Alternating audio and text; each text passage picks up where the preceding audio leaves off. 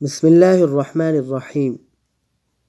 مکہ کی اس توسیع و ترقی اور تعمیری نو میں سب سے بڑا ہاتھ قصی بن کلاب کا تھا، اس لیے کہ انہوں نے سب سے پہلے قریش کو اس مقصد سے متحد کیا اور رہائش کے لیے جگہوں کی باقاعدہ ترتیب بنائی، جس کو عربی اصطلاح میں رباع کہتے ہیں۔ قریش کی مختلف برادریوں اور خاندانوں کو ان مکانات میں آباد کیا۔ ان کے اولاد نے مکہ کی زمینوں کی تقسیم کا کام جاری رکھا، خود بھی آباد ہوئے اور زمینیں دوسروں کے ہاتھ فروخت کیں، اور خرید و فروخت اور تعمیرات کا یہ سلسلہ بغیر کسی اختلاف و لڑائی کے قریش اور دوسری برادریوں کے درمیان چلتا رہا۔ قصی بن کلاب کعبہ کا دینی سربراہ بن گیا، جس کی زیارت کے لیے عرب کے گوشے گوشے سے لوگ آتے تھے۔ قصی کا ایک کارنامہ یہ بھی ہے کہ اس نے حرم کعبہ کے شمال میں دارالندوہ تعمیر کیا۔ اس کا دروازہ مسجد کی طرف تھا۔ دارالندوہ در حقیقت قریش کی پارلیمنٹ تھی، جہاں تمام بڑے بڑے اور اہم معاملات کے فیصلے ہوتے تھے۔ دارالندوہ میں بنی قصی کے علاوہ دوسرے قبیلوں کے وہی اشخاص آ سکتے تھے جن کی عمر 40 سے کم نہ ہو۔ البتہ بنی قصی اور ان کے دوست قبائل کے سب افراد بڑے ہوں یا چھوٹے اس میں شریک ہونے کا حق رکھتے تھے۔ دارالندوہ میں جن برادریوں اور خاندانوں کو شرکت کی اجازت تھی وہ یہ تھے: ہاشم، امیہ، مخزوم، جمح، سہم، تیم، حدی، اسد، نوفل، زہرہ، یہ 10 مختلف خاندان کے لوگ تھے۔ قریش پر دارالندوہ کے بڑے احسانات ہیں، کیونکہ یہ ان کی وحدت کا ضامن تھا، اور یہی ان کے الجھے ہوئے مسائل بحسن خوبی طے ہوتے تھے، اور اس کے ساتھ قصی کو اور عہدے حاصل تھے۔ دارالندوہ کی صدارت، جہاں بڑے بڑے معاملات کے متعلق مشورے ہوتے تھے اور جہاں لوگ اپنی لڑکیوں کی شادیاں بھی کرتے تھے۔ لیوا یعنی جنگ کا پرچم قصی ہی کے ہاتھوں باندھا جاتا تھا۔ حجابت یعنی کعبہ کی پاسبانی، اس کے مطلب یہ ہے کہ خانہ کعبہ کا دروازہ قصی ہی کھولتا تھا اور وہی خانہ کعبہ کی خدمت کا کام انجام دیتا تھا۔ سقایہ، پانی پلانا، اس کی صورت یہ تھی کہ کچھ حوض میں حاجیوں کے لیے پانی بھر دیا جاتا تھا اور اس میں کچھ کھجور اور کشمش ڈال کر اسے میٹھا بنا دیا جاتا تھا۔ جب حجاج مکہ آتے تھے تو اسے پیتے تھے۔ رفادہ، حاجیوں کی میزبانی کے لیے بطور ضیافت کھانا تیار کیا جاتا تھا۔ اس مقصد کے لیے قصی نے قریش پر ایک خاص رقم مقرر رکھی تھی، جو موسم حج میں قصی کے پاس جمع کی جاتی تھی۔ اس رقم سے حاجیوں کے لیے کھانا تیار کراتا تھا۔ جو لوگ تنگ دست ہوتے یا جن کے پاس کھانے کا سامان نہ ہوتا، وہ یہی کھانا کھاتے تھے۔ یہ سارے مناصب قصی کو حاصل تھے۔ قصی کا پہلا بیٹا عبد الدار تھا، مگر اس کے بجائے دوسرا بیٹا عبد مناف قصی کی زندگی ہی میں عزت کے بلند مقام پر پہنچ گیا تھا۔ اس لیے قصی نے عبد الدار سے کہا کہ یہ لوگ اگرچہ شرف و سعادت میں تم پر بازی لے جا چکے ہیں، مگر میں تمہیں ان کے برابر کر کے رہوں گا۔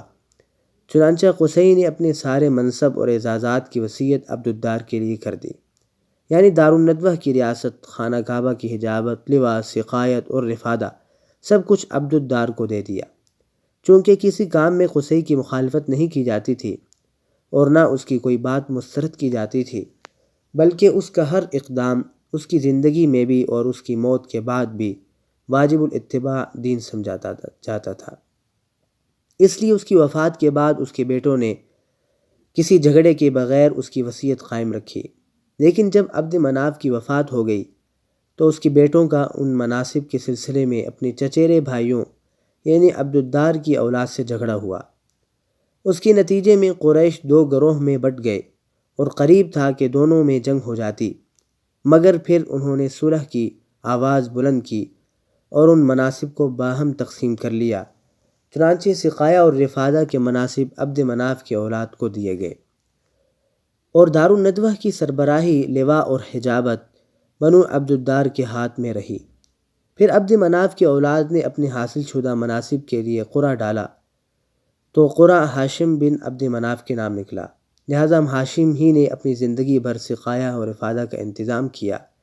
البتہ جب ہاشم کا انتقال ہو گیا تو ان کے بھائی مطلب نے ان کی جگہ سنبھالی، مگر مطلب کے بعد ان کے بھتیجے عبد المطلب بن ہاشم نے، جو رسول اللہ صلی اللہ علیہ وسلم کے دادا تھے، یہ منصب سنبھال لیا، اور ان کے بعد ان کی اولاد ان کی جانشین ہوئی، یہاں تک کہ جب اسلام کا دور آیا تو حضرت عباس بن عبد المطلب اس منصب پر فائز ہوئے۔ ان کے علاوہ کچھ اور مناصب بھی تھے جنہیں قریش نے باہم تقسیم کر رکھا تھا۔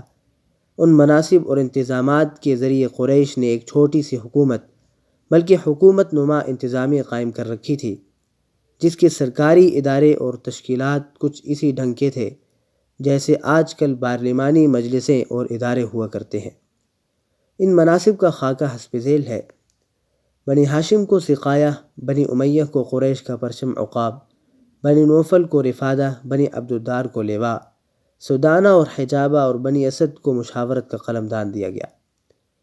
قریش کے مختلف اشخاص میں جو صاحب الرائے اور اصحاب وجاہت تھے، ان میں یہ ذمہ داریاں تقسیم تھی۔ حضرت ابوبکر صدیق رضی اللہ عنہ جو بنو تیم میں سے تھے کے پاس دیت، تاوان اور جرمانہ وغیرہ تھا۔ خالد بن الولید رضی اللہ عنہ کے پاس جو بنی مخزوم میں سے تھے، قبہ اور اعنہ کا قلمدان تھا۔ قبہ اس خیمہ کو کہتے ہیں جس میں فوجی ضروریات کا سامان رکھا جاتا تھا۔ اعنہ وہ سامان تھا جو جنگ کے دوران قریش کے گھوڑوں پر رہتا تھا۔ عمر بن خطاب رضی اللہ تعالیٰ عنہ کے پاس سفارت تھی۔ جب کسی قبیلہ سے جنگ مقصود ہوتی تو ان کو سفیر بنا کر فریق مخالف کے پاس بھیجا جاتا۔ اگر کوئی برادری ان پر فخر کرتی تو اس کے مقابلہ کے لیے حضرت عمر کا انتخاب ہوتا۔ صفوان بن امیہ بنو جمح کے ذمہ دار ایثار و اظلام کا کام تھا، یعنی جوئے کے بانسے پر ہاں یا نہیں لکھا ہوتا اور اس کو پھینکتے۔ کوئی بڑا اقدام اس عمل کے بغیر نہ کیا جاتا۔ حارث بن قیس کے سپرد نظم و انتظام اور بتوں کے نام پر جمع کیا ہوا مال تھا۔ یہ ذمہ داریاں اور اعلیٰ مناصب ان کو آباء و اجداد سے نسلی طور پر حاصل ہوئے تھے۔